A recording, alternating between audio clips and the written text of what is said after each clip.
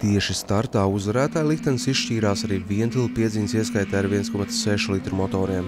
Reinim Lilienšteinam šoreiz pretiniekos uzrādās Ritvars Zobens, turklāt tik nopietns spēlētājs, ka esošais čempions pat sleps pielavījās izpētīt pretinieka tehniku, taču finālā, startā, Lilienšteins prata pieveikt Zobenu, Reinis pirmais.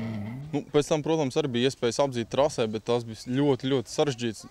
Trasa bija bedraina, šausmīgi bedraina īstenībā pret tehniku nesaudzīga, bet braucām un galvenais šajā gadījumā bija tiešām starts.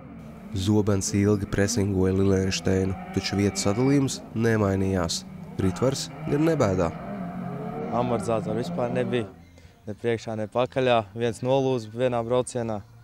Grūti bija cīnīties, bet vismaz līdz galam.